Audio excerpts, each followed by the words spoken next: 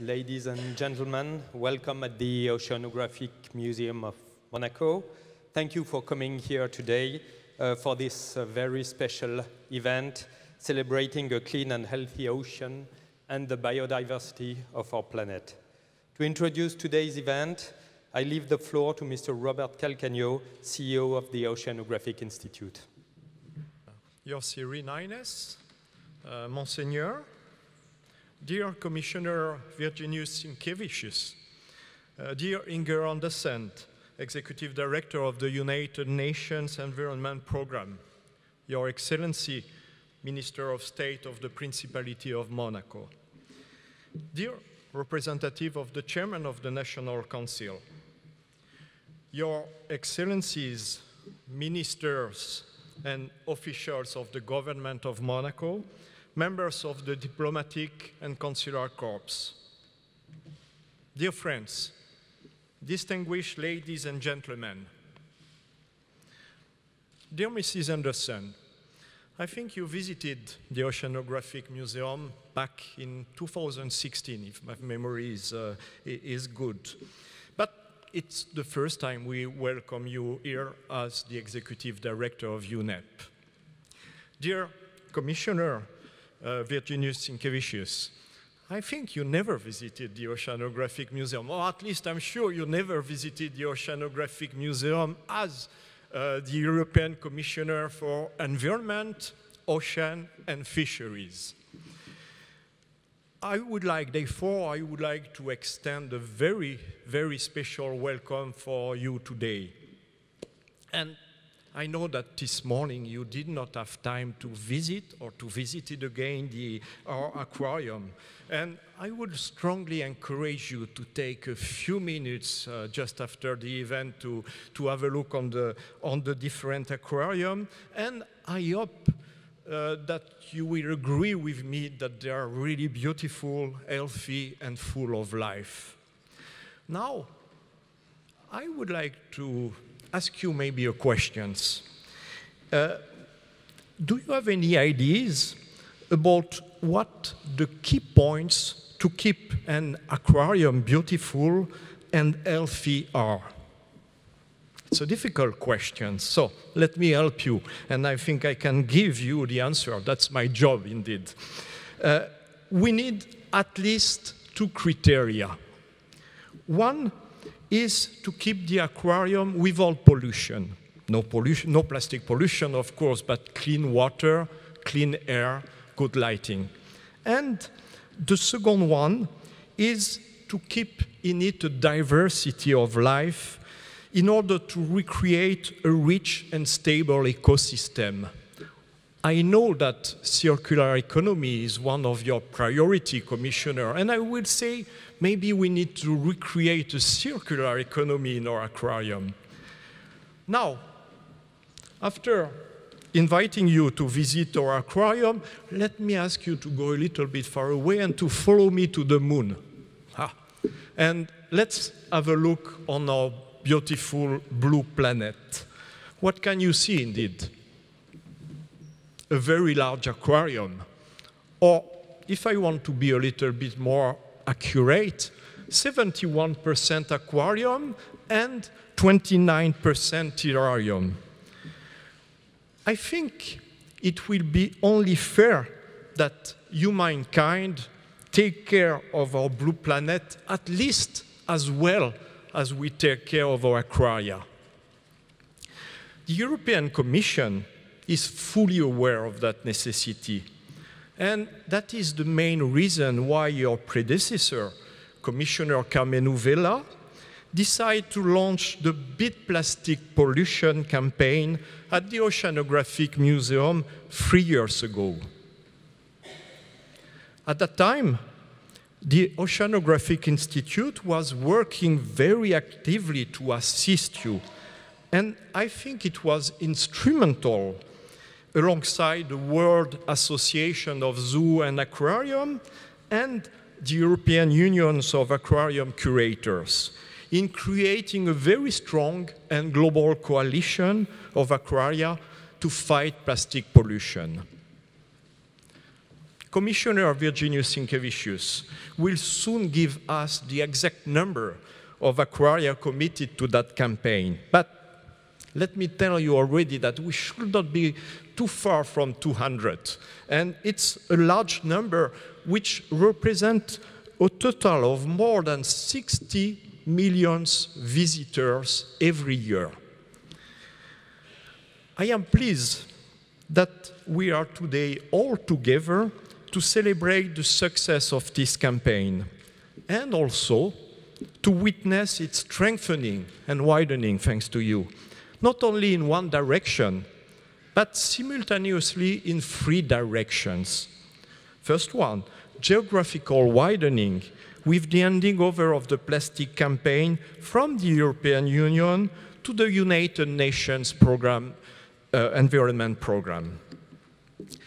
Thematic widening with the subject of the campaign going from the fight against plastic pollution to the more holistic and stronger protection of biodiversity. And thirdly, the widening of the number of partners, mobilizing the network of aquaria, but also federating national parks, zoos, and science museums.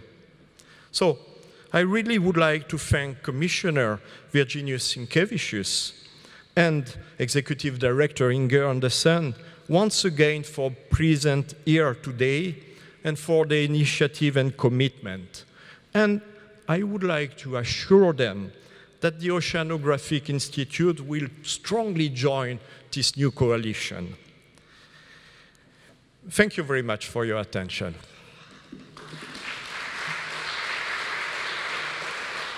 Thank you, Mr. Calcagno. It is now my pleasure to invite Mr. Virginijus Sinkevicius, European Commissioner for the Environment, Oceans and Fisheries, to share with us the ambition of the European Commission for the ocean.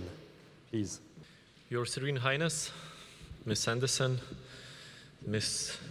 Calcagno, ladies and gentlemen, a very good morning to all of you.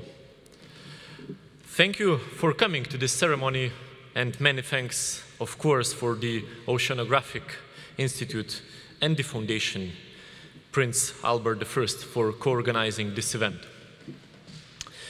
I haven't been familiar with your work for a long time, but this actually is my very first visit as the European Commissioner.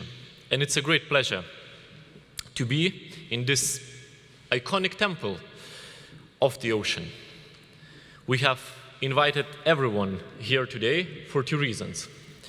It's easy to be depressed when you read the stream of reports coming out about the state of biodiversity. But we must not lose sight of the great examples of effective action that deserve a celebration. You will be hearing very soon about 2 of those today. And I would like to start with a little bit of history. In 2017, standing exactly right here, my predecessor, Carmenu Vella, launched a campaign called World Aquariums Against Marine Litter. The campaign was far more successful than even he hoped. Monaco was a key partner throughout the process. In short space of time, 150 aquariums from 38 countries had joined the campaign. But as you have noted very well, at the following our ocean conference in Bali, we set even more ambitious target, 200 aquariums by 2019. We made many friends on the way, and we made it. Together with the UNEP and with the help of the Oceanographic Museum of Monaco, the Intergovernmental Oceanographic Museum, Intergovernmental Oceanographic Commission of UNESCO, the World Association of Zoos and Aquariums, the European Union of Aquarium Curators, and the US Aquarium Conservation Partnership. Today, there are 212 aquariums raising awareness about plastic pollution in 41 countries, from Berlin to Osaka, and from Cape Town to Lisbon. And thank you to all of them. Many of you are here today, and I take this opportunity to salute your efforts. The scale of this success really matters. It shows widespread concern about the state of our seas. Aquariums show us what we really need to protect. They show us what lies beneath the waves, and not always we see a beauty of marine life. Sometimes we see plastics or our own rubbish. People are right to demand more action. That feeling of revolt, that demand for change on how we think about plastics helped Europe. It built support for a new strategy and led to a powerful new laws on single-use plastics, which came into force last year. Campaigns are powerful tools. They are not only about shaping public opinion, they are about continuity and, of course, commitment. Today, I'm very happy to hand over this coalition to one of the most committed organizations I know. We share common beliefs and common goals. And like me, they believe in power of people. And they use this belief to bring about change. Ms. Anderson, I wish you and UNEP the best of luck with the continuation of the campaign. There is still plenty to do, and your global network is ideally suited to spreading the word around the globe and fighting for clean seas. Thank you in advance for taking it over. I promised you 2 bits of good news today, so let's move to the second. We all see that trends are going in the wrong direction for biodiversity. No one can ignore warnings like the threat of 1 million extinctions. The clock is running down. But it's not too late. The situation can be avoided, the world can change, and the more people realize the need to change, the more likely it's to happen. Europe will be announcing a new strategy for biodiversity very soon. It will be ambitious, and it will tackle the main drivers of biodiversity loss. But the biggest window of opportunity isn't here in Europe. It's at the COP15 conference when the world leaders agree a new framework to protect nature, hopefully in China in October.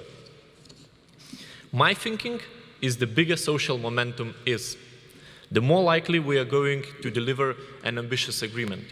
So today, on a World Wildlife Day, I'm very proud to announce a new coalition, a coalition for biodiversity. The aim is to keep biodiversity in the spotlight. It's a brand new initiative that demands action where it counts, from the bodies that can make a difference.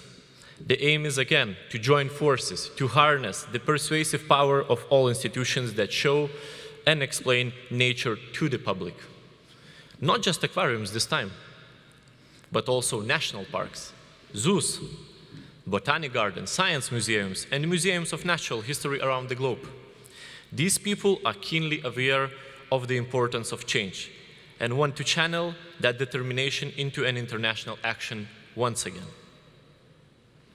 Once again, we are inviting all of them to join a broad coalition with a public pledge to be prominently displayed and viewed by millions of visitors. A pledge that most importantly brings people together. A pledge that demonstrates worldwide demand for decisive action at COP15. A pledge that everyone can share on social media or elsewhere, showing how strongly they feel about the nature crisis on every corner of the planet. Ladies and gentlemen, my hope is that we all share the pledge.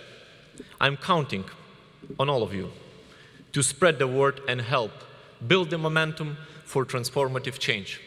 Let's make the biodiversity COP the Paris moment that nature needs. We are here because we love nature. It feeds us, it lifts up our spirits, and let's not turn our back in its hour of need. Let's all stand up for the nature. Thank you.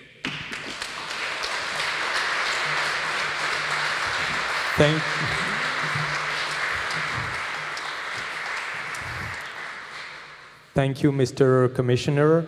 and congratulations for the ambition of the European Commission and for this new initiative, United for Biodiversity. I would now like to invite Mrs. Inger Andersen, Executive Director of the United Nations Programme for the Environment, to share with us how UNEP will work to further even the reach of this campaign.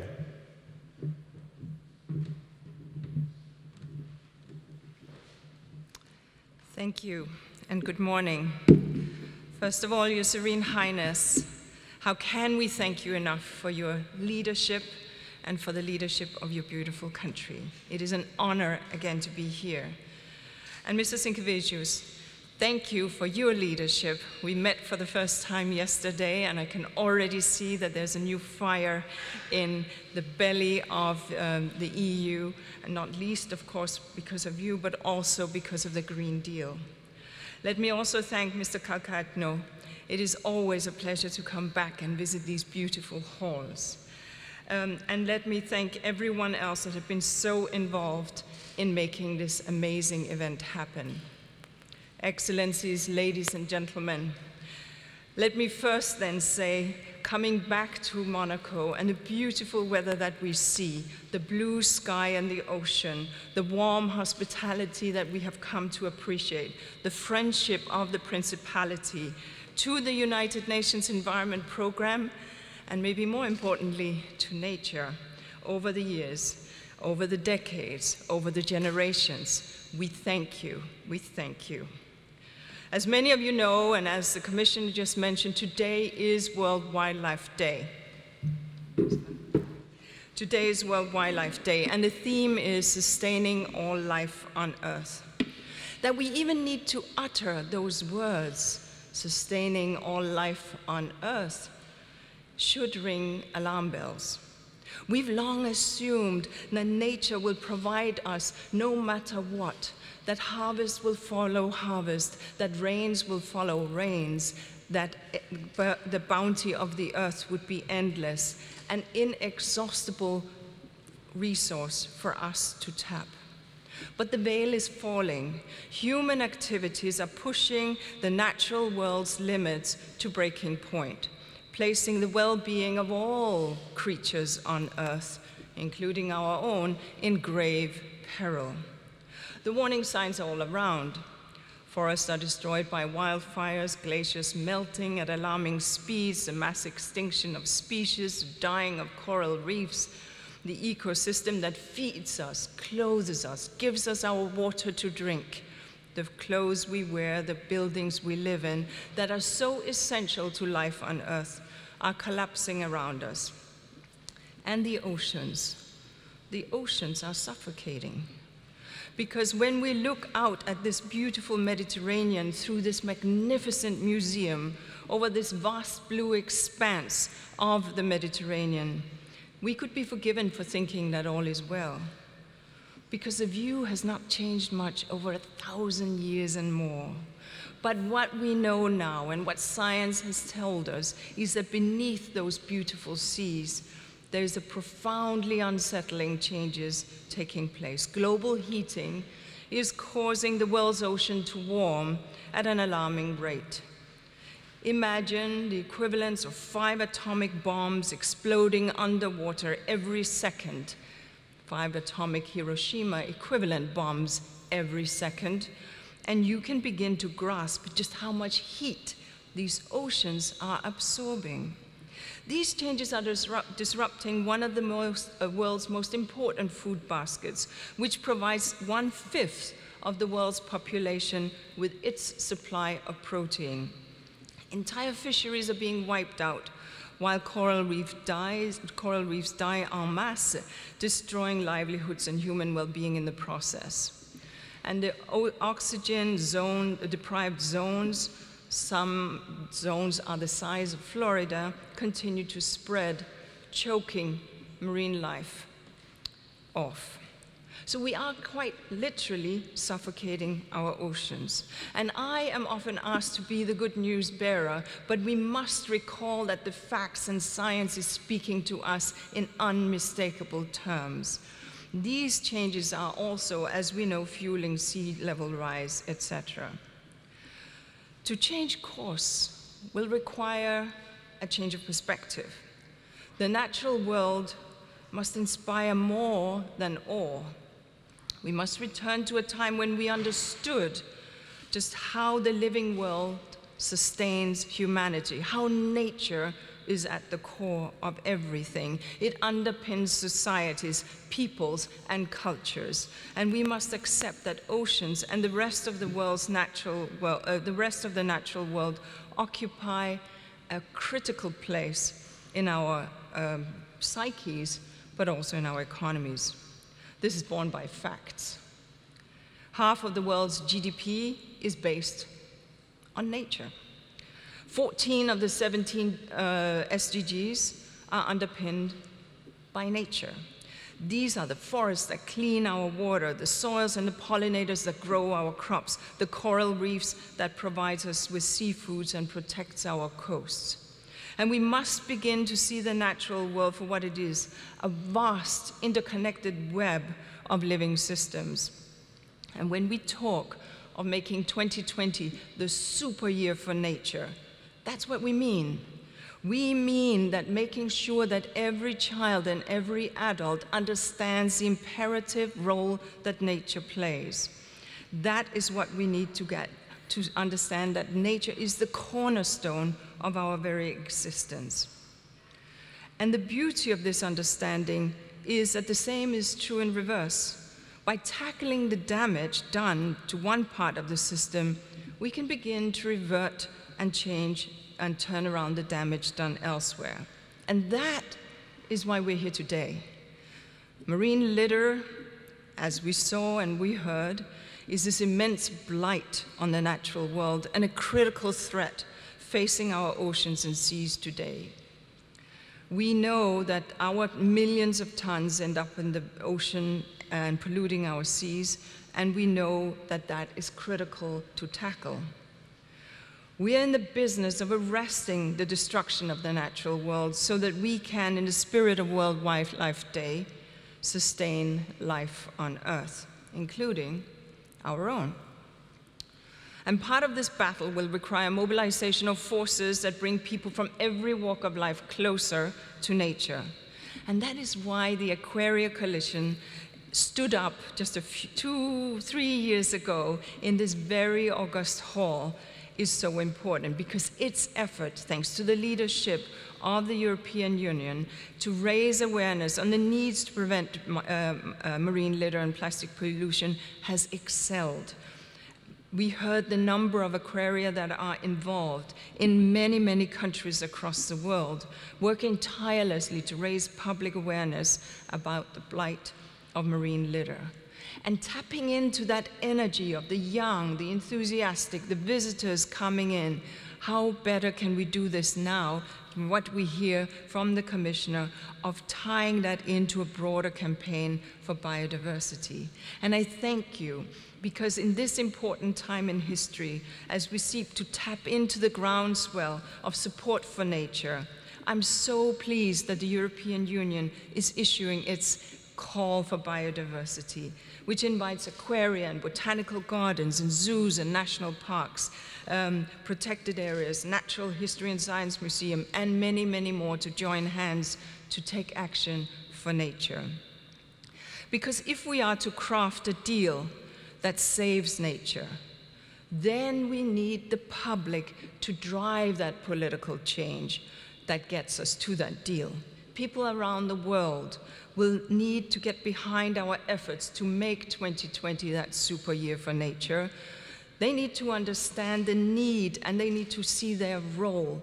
And that is why COP15 in China is so important. And that is why we need to stretch and make ambitious targets for China and ambitious implementation deadlines, implementable, inclusive, and measurable and financeable. That's what UNEP calls for in our biodiversity agreement. And the stakes could not be higher. We all know the IPBES numbers. IPBES, which we are privileged to host at UNEP, we are losing species at a rate never recorded in history. 20%, and only 20% of our oceans have been mapped.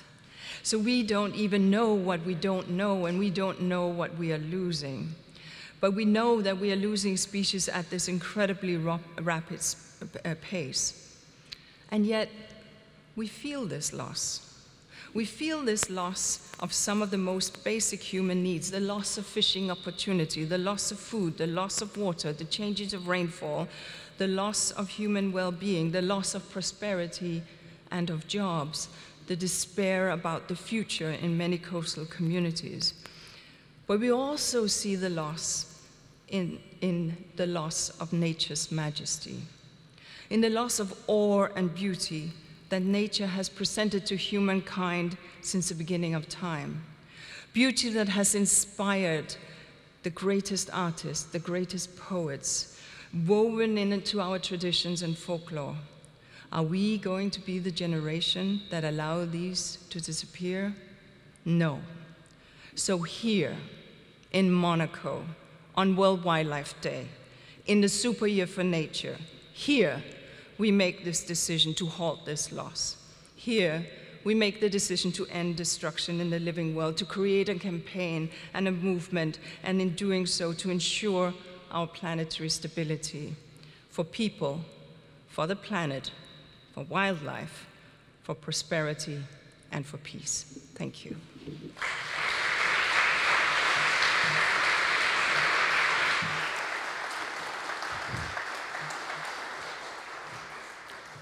Thank you very much, Mrs. Anderson, for giving us both hope and ambition for this super year for nature.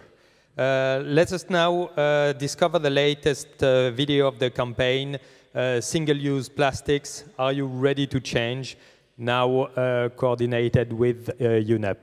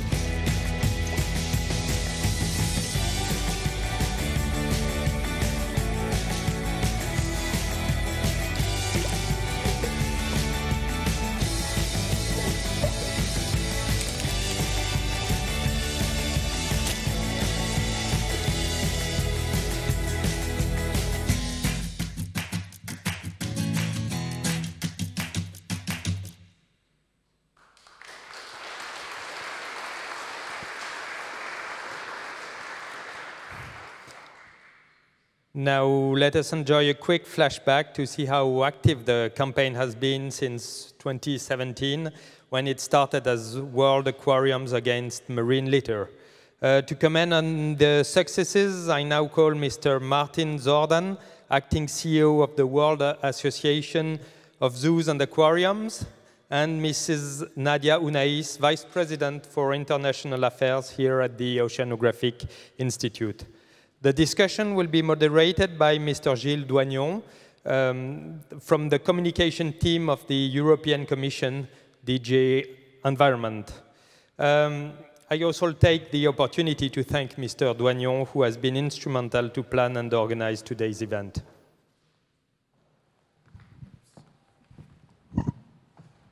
Many, many thanks, Mr. Dufourneau. And actually, we are here today to celebrate a journey. It was a journey of change. And actually, the Oceanographic Institute of Monaco has been a key partner in this. It's really since 2017 where Commissioner Carmen Uvela launched the campaign World Aquariums Against Marine Litter to promote the Our Ocean Conference here in Monaco. It's a global journey. It's a journey from Buenos Aires to Atlanta, from Boulogne-sur-Mer to Berlin, from Malta to Australia. So indeed, 212 aquariums from 41 countries, raising awareness and ready to change, so together against plastic pollution. And I want to salute many of the aquariums watching us via the live stream. With this slideshow, you can see some of their actions, and these actions were from tanks full of trash to shock the visitors, to exhibitions, the use of art, beach cleans, organizing debates, but also the support of celebrities and even the support by mermaids. But it's also a journey of impact with millions of visitors, millions of people reach on social media with the different hashtags, and even more with press, with more than 650 articles. It's also a journey made by great people, and I have two here with me. And really, we helped each other. We became friends. So I will start with you, Dr. Nadia Onais, my dear Nadia. Thank you so much for all the things we have done together since 2017. Could you just maybe explain how the journey started for you, why you decided that Monaco should join, what you have done in the Aquarium of Monaco? Please share with us your feelings today. Thank you, Gilles. First of all, I have to say that I'm really delighted to be here today, 3 years after the launch of the first campaign, Aquarium World Aquarium Against the Marine Litter. That means that it's a sign that, that the adventure continues and that this campaign has been a success. So it's really very exciting for us. So it all started by a phone call from the European Commission, from Gilles Doignan, with the idea to use the aquarium as to raise awareness, to raise an ocean awareness. And what a good idea when you know that the essential mission of an aquarium is to raise ocean awareness. So very quickly, he asked us to join the coalition. He explained us the campaign, and I told him, you dialed the right number. You are in the right place. Yes, of course, we will join, but not only join, we will really try to help you as stronger as we can. And very quickly, hand by hand, we have activated all our network, professional network, and weeks by weeks, we had dozen and dozen aquaria that joined the coalition. And I can say that it was Gilles, a very strong human story between us, because it was amazing to see the reaction and the reactivity of the aquarium world. Thank you, Nadia. And indeed, if I was the father, you were the mother. So thank you again, Nadia. Dr. Zordan, my dear Martin. So in 2018, the World Association of Zoo and Aquariums officially joined the new coalition that we decided to launch after the success of the first campaign, together with the Oceanographic Institute of Monaco, the European Union of Aquarium Curators, also the US Aquarium Conservation Partnership, and the Intergovernmental Oceanographic Commission of UNESCO. And of course, we had also a second coordinator with UNEP. What was the reaction of your members at the WASA when you decided that you would support? And also in the video, we have seen that we are ready to change, and actually the WASA is actually ready to change. So could you share with us the big announcement that WASA did last week? Yes. First of all, I'm echoing my colleague Nadia. I'm truly happy to be here today with all of you. When we were invited to join to this effort, it was perfectly aligned with an MOU that we had signed in October 2017 with UNEP to focus on marine protection, especially on plastic. So when we introduced this idea to our members, they got very excited. the zoos and the aquariums. I remind you that zoos, as a colleague was just telling me a few minutes ago, are also part of the efforts to battle single-use plastic. They said we need to do more. We need to do more. We're committed to this, but we need to ground this, and we need to have specifics on how we're going to do it. So very quickly, a subcommittee was formed within our conservation and environmental sustainability subcommittee, and they said we need guidelines. We need policies. We need to guide zoos on how to do this, guide zoos and aquariums, because we need to walk the talk. And that's how, a week ago, we published this, how to reduce single-use plastic in your zoo and in your aquarium. It has a template on how to develop your own institutional policy on how to reduce single-use plastic in your shops, in your veterinary supplies, in your providers. It has also recommendations, specific recommendations on how you can change some items. And also we did a survey on what are the challenges to change, so we can provide answers to those and have best practices. We had input from facilities, zoos and aquariums from Singapore, South Africa, Germany, the US. Many, many facilities provided their information and experiences. So this is how we're making this a reality.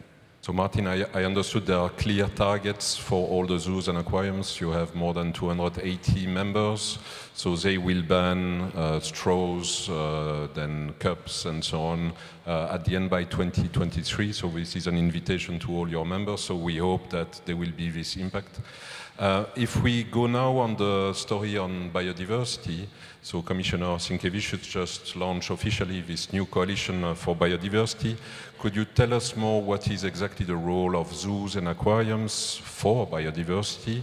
And what are also the current discussions with your members? And I'm thinking about the big annual conference you had in Argentina in November. Yes, yes. So, first of all, what is the role of zoos and aquarium in conservation? You will hear different explanations, so I will share my personal one, which is we share our passion of nature with the visitors, and we want to restore that connection that we had with nature, but we lost it. So that is what we're seeking. And to do that, we use the IUCN XC2 conservation guidelines, which explains what is the role of keeping animals outside their natural habitats. And it's not only reintroduction, there is research, there is training, there is creating awareness. There's much more than usually people think. So our members are very excited to be committed to do something very effective for biodiversity conservation. And we have a commitment, of course, to support this coalition. And we're also very much,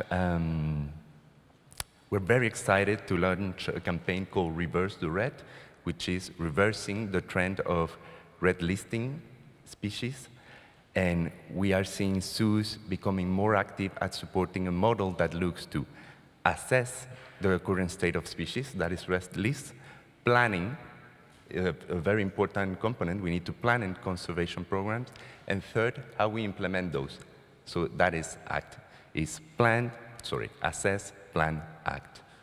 Okay, so Dr. Zordan, CEO of the World Association of Zoo and Aquariums, I understood well that you will support the new coalition.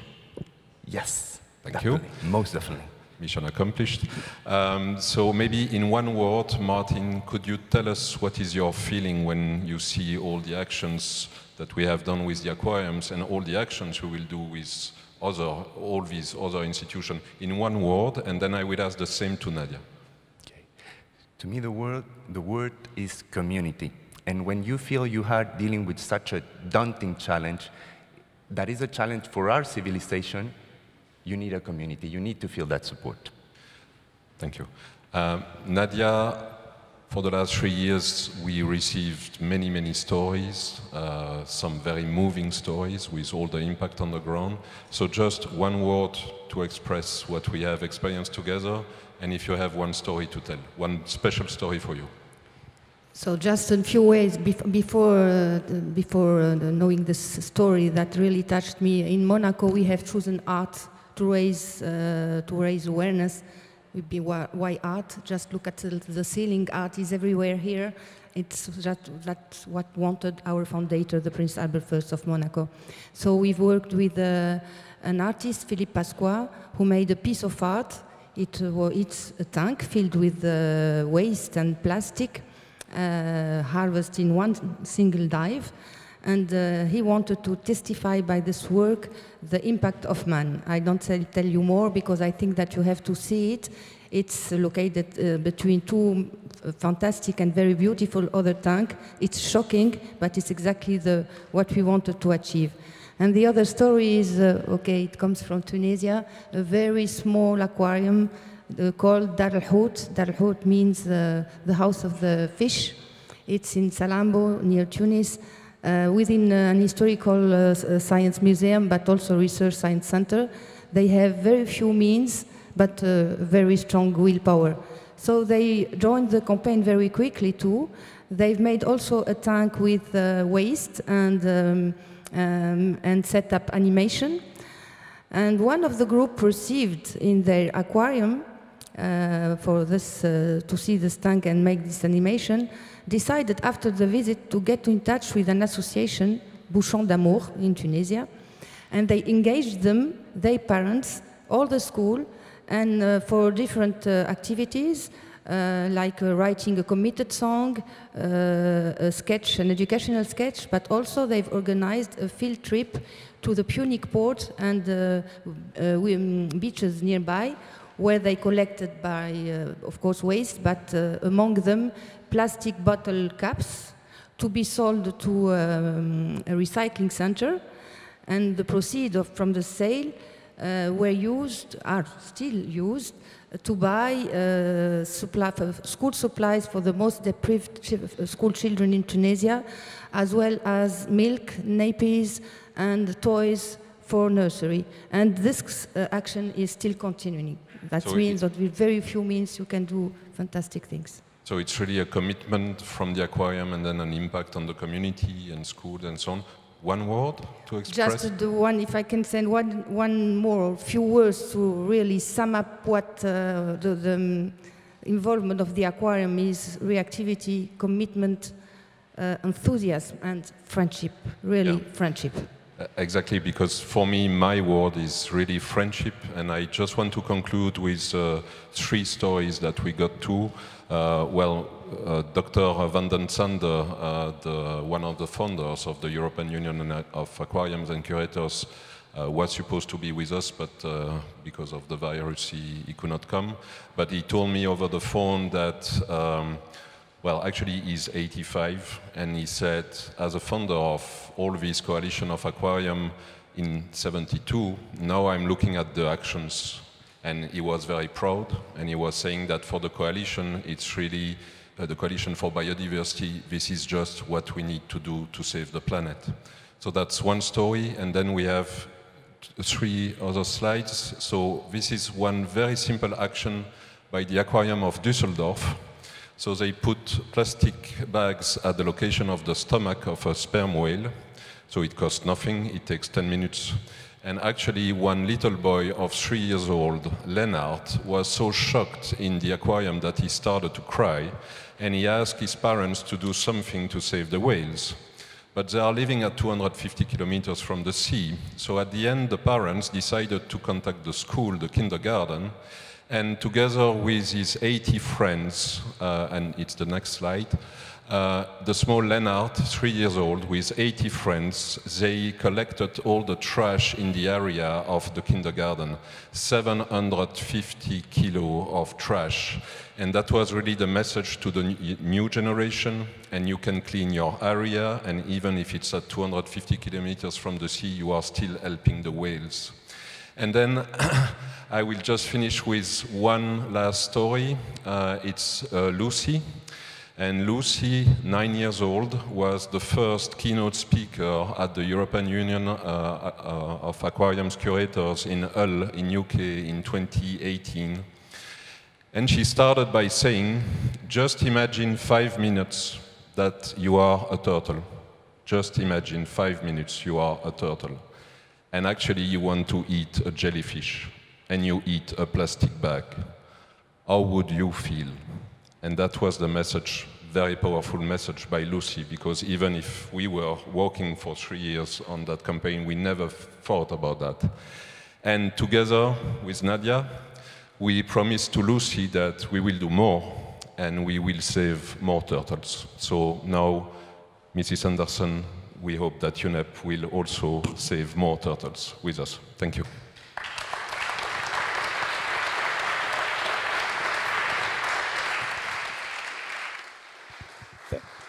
Thank you all for this very important feedback. I'm sure this experience will in turn stimulate the next generation of outreach activities and the future of this campaign.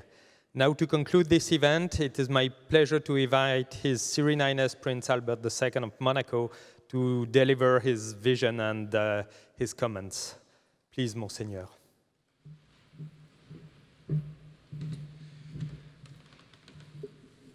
Well, thank you. Sorry. Thank you very much. Mr. European Commissioner, Madam Executive Director of UNEP, dear Inger Anderson, Your Excellencies, distinguished guests, ladies and gentlemen, dear friends, happy World Wildlife Day to all of you.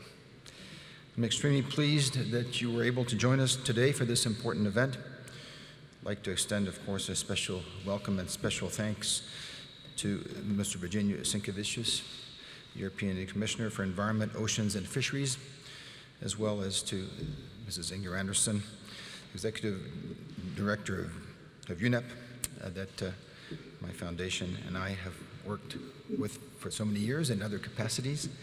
But thank you also for your commitment and your great leadership for both of you, for the organizations that you represent. Since 2017 and the launch of this initiative, which I attended at this very location, this commitment has proved to be of particular value. It has raised the awareness of millions of our contemporaries concerning the dangers of pollution in general, and more specifically of plastic pollution, which is flooding our seas and threatening their natural balance. And I was able to witness this not too long ago as I was invited to do a dive with Mr. Victor Vescovo and his deep sea submarine in the deepest part of the Mediterranean, in the Calypso Trench off of Kalamata, Greece. And at over 5,000 meters, when we were at the bottom of this trench, we only saw one species, one deep sea shrimp, and about 20 or more plastic bags or plastic bottles. And Mr. Vescovo said that he'd seen plastic at the bottom of every deep sea trench that he's visited over the last year and a half. So I think that should be fruit for thought for all of us, that it's not only the surface, it's not only in the mid-range, it's at the deepest part of our oceans, and we have to be aware of this. So above all, this has shown that the new forms of mobilization are necessary, that they are possible, that they are effective. We are aware today of the dangers facing our oceans, whether it is pollution, the impact of climate change, overfishing, or coastal destruction. There is a major cause, human activity. To combat these dangers, it is therefore not enough to change standards or negotiate international agreements, even if this is, of course, necessary and essential. It is a question of raising the awareness of our contemporaries as widely as possible. The most profound and most essential changes can only come from them. They will come from their attitude as responsible consumers. They will come from their ability to change their habits, even the tiniest ones, even the most minute ones, and they will come from their own change. To make this change happen, we need to reach everyone, reach hearts and reach minds. And we need to do so in a collective manner. We need to do this all together by pooling our knowledge, our know-how, and our areas of expertise. In this respect, aquaria obviously play an invaluable role as they attract a diverse audience on a day-to-day basis, mingling ages, nationalities, and social statuses.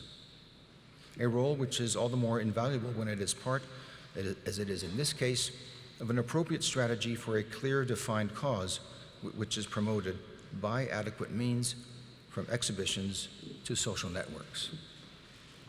We therefore need to keep this momentum and to keep it going, to continue these efforts and these efforts of awareness, which are now more necessary than ever before. I'm sure this is what UNEP will do, which is from now on that will be coordinating all these efforts. Other organizations will do the same, including botanical gardens, zoos, natural parks, science and natural history museums, determined to strengthen their commitment as well. And this is what we all must do. As this year's key political events approach, especially the UN conference, the UN Ocean Conference and the IUCN World Congress, and COP15 of the Convention of Biological Diversity, and these meetings should spur us all into action, because we cannot afford to miss this opportunity, and we cannot afford to lose any more time. I'm therefore delighted to be able to count on each and every one of you at the outstanding initiative that is bringing us together here at the Oceanographic Museum of Monaco today. Thank you very much.